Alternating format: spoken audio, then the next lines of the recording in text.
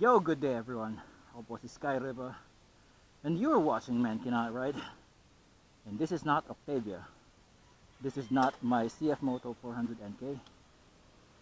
Tingnan natin kung mag-start to. It did.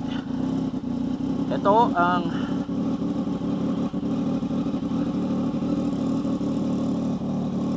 I'm not sure if this is the 2021 or 2022 Yamaha XSR 900. Ni-research ko ito pagkatapos nung test ride at ito pala yung 2021 model na merong mga features na kakaiba dun sa 2022 model na mas kabisado ko yung mga features. Ang meaning pala ng XSR, by the way, ay Extreme Street Racing. Parang kamote yun ah. Motor to ng kaibigan ko, si Norman, yung tropa ko. Isang taon tong hindi umandar. Nasira ang battery nito ng ilang beses na. Ako yung umayos ng battery nito. Ito, nag-start na uli siya. Maraming salamat kay Norman kasi ngayon makakapag first impressions tayo dito sa motor na to. Nakakahinayang kasi ito mo yan, may check engine siya. Ang problema sa check engine nito, hindi ko pa nare-research kung nasan yung diagnostics port nito. Sa tingin ko hindi to OBD to. Ibang klaseng port ang meron to. Kailangan may adapter ka pa para masaksakan ko ng EFI scanner. Maraming kailangang i-adjust sa motor na to. But anyway, ngayon ang kailangan lang natin muna magawa is maitakbo to para lang malaman natin kung magkakarga yung battery. At habang ginagawa natin yan, so bigyan natin ng first impressions itong motor na to. Although marami sa kanya ang wala sa ayos.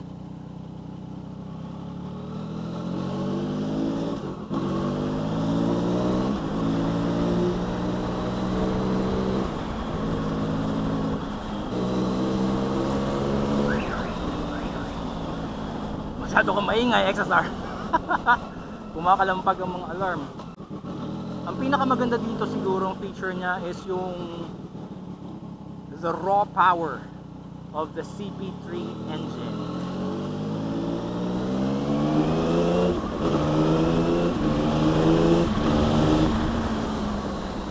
Okay, dito sa CP3 engine na to, pag ang isang piston ay umabot sa top dead center, yung dalawang piston ay gumagalaw pa rin. Ang ibig sabihin noon, mabilis siyang maliksi yung kanyang RPM sweep. Kumbaga, sabi nga ni Ryan ng Fortnite, ang ginamit niyang word is yung spool up. Okay? Mabilis mag-spool yung RPM. Mabilis kumarga yung RPM niya. Mabilis yung RPM sweep.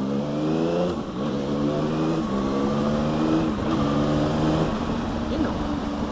So, mabilis umakyat yung RPM niya. Kasi, yung piston nagtutulungan para ma-maintain yung rotation.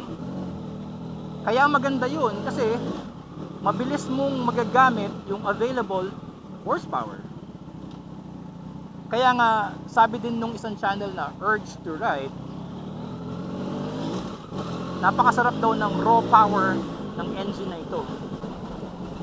Yun nga lang, meron siyang malaking downside. Yung raw power ng engine na to, yun din actually yung downside niya kasi kaya siya tinawag na raw power, kaya daw nararamdaman nila na parang yung rawness of the engine dahil ang 3-cylinder engine ay inherently imbalance. Yung kanyang primary balance tsaka yung kanyang secondary balance, kahit ano pa daw gawin, sabi ni Ryan doon sa kanilang research, kahit paanong counter shaft ang gamitin, counter balancing ang gamitin, talagang mararamdaman mo yung pagiging ma-vibrate ng makina nito. Ang nangyari is ginawan ng Yamaha ng paraan na madampen or mabawasan na yung vibration ay wag umabot sa customer o sa rider. Kaya maraming ginawa dito yung mga engineers para lang mabawasan yung natural na pagiging ma-vibrate ng CP3 o ng 3-cylinder engine. Dahil mahilig ako sa vibration, I like the CP3 engine. Ang paborito kong engine sa Yamaha is the CP2 engine. And second to that is the CP3.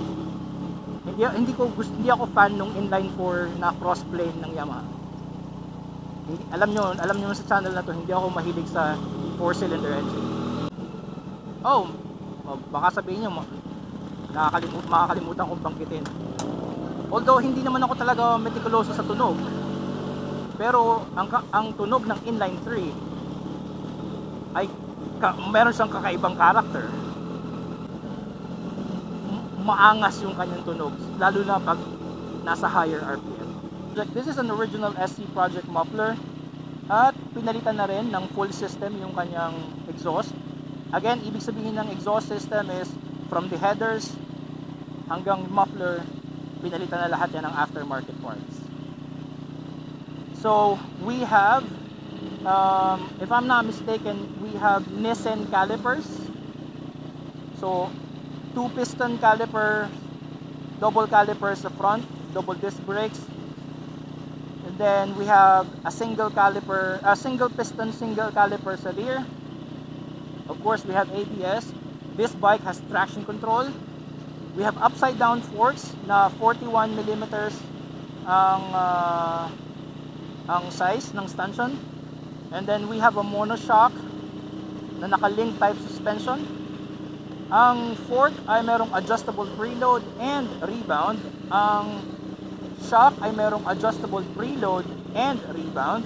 We have 120 front and 180 rear. These are the Bridgestone Batlux S20R tires. We have a shifter na pwedeng i-convert into GT shift, although meron atang clearance issues. This is 6-speed manual transmission. I-research ko na lang kung anong gear ratios nito, but definitely it's more like the standard gear ratios. Now, hindi na ako masyadong magpapakadetalye sa design dahil wala naman akong pakialam sa mga design. It looks like a motorcycle. It actually looks good. It looks nice. Ito yung mga tipong weekend bike na tambay bike, forma bike, date bike, gala bike. Ito yun. Ito yung isa sa mga tipong motor na pwede mong i-display kasi okay yung dating niya. May dating siya.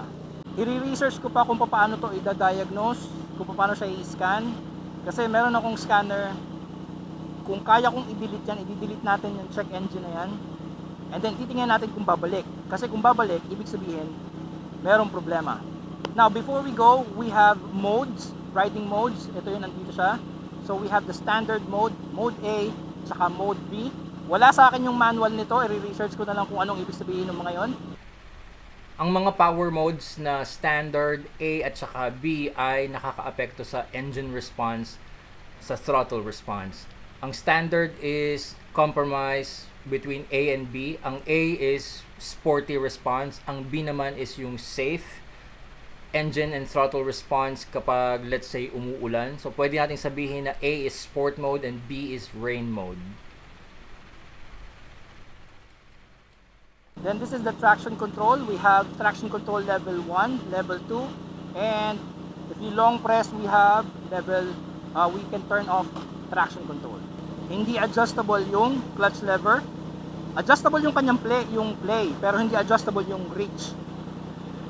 Tama ba? O, tama, hindi nga sa adjustable yung clutch lever. Pero adjustable yung brake lever. Ito na yung pinakamalapit na reach. Okay, I'm not using the clutch kahit hindi naman to quick shifter. It's not a quick shifter. It's more like maganda lang talaga yung kanyang shifter. Meron siyang clutch assist, I can feel it, at meron siyang slipper clutch. So napakadaling mag-clutchless shifting.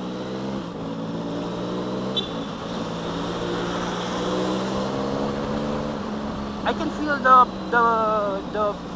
sweep, the RPM sweep maliksi talaga siya.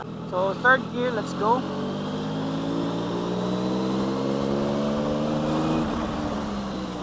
kph. If you are gentle on the brakes, the bite is progressive. Masarap yung kanyang yung initial bite niya is hindi nakakagulat, hindi nakakatilabon, but you know it's biting. You know the stopping power is there. Lalo pa siguro kung napalitan mo to ng performance brake pads. Ergonomics,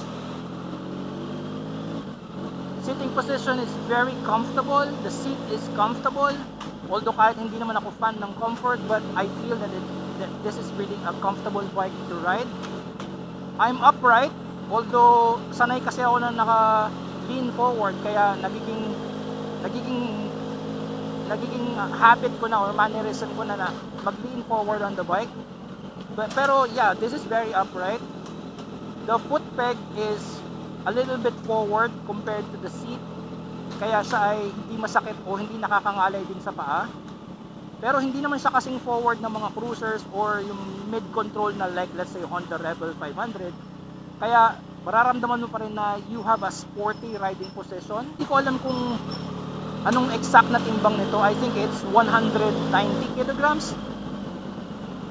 O basta hindi ito lalampas ng 200 kilograms. Ba't ako sumingit sa traffic? Okay, tingnan natin kung kaya itong makipagsingitan eh. Mas makitid to kaysa sa 400 NK eh.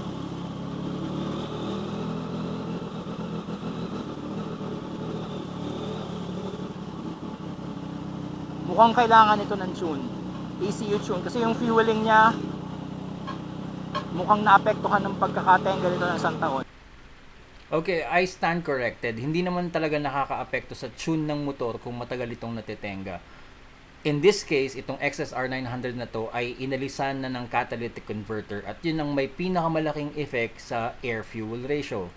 Kapag inaalis ang catalytic converter, kadalasan talagang dapat iyang isalang sa dyno tune. Itotono yung ECU to accommodate the free-flowing exhaust. Ayun. So ergonomics, the handlebar is wide and open, hindi siya nakatiklop, hindi rin naman siya sobrang nakabuka, and it's not that high. Tama lang, tamang-tama lang. Hindi siya ganun, hindi siya kasing taas ng parang sa mga ADV or yung mga nagpapanggap na ADV. Sinitan natin tong e-tron.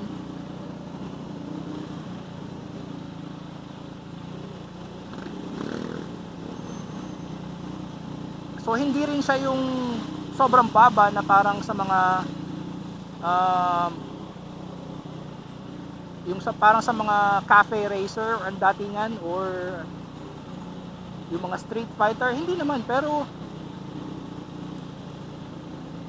actually sobrang ganda ng kanyang handlebar height for a mixture of comfort and sporty riding. Impressions about the brakes, medyo nervyoso ang ABS sa likod. Nervyoso yung ABS sa likod. Tingnan natin sa harap. Nope.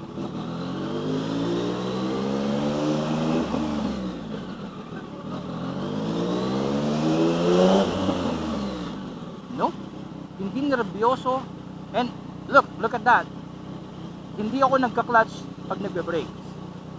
Kasi hinahayaan kong tulungan ako nung engine braking, and the engine braking on this bike is actually really good. Hindi ko to pwedeng isagad katulad ng ginagawa ni Sir Zach, kasi sa kaibigan ko to, hindi ko to pwedeng walwalin yung motor na to. Okay, ABS kicks in. Now, yung traction control, hindi natin matetesting kasi kailangan natin ng medyo mabilis-bilis na takbuhan at kailangan natin mag-simulate ng loss of traction. So either sa kurbada, corner exit, okay, mode B.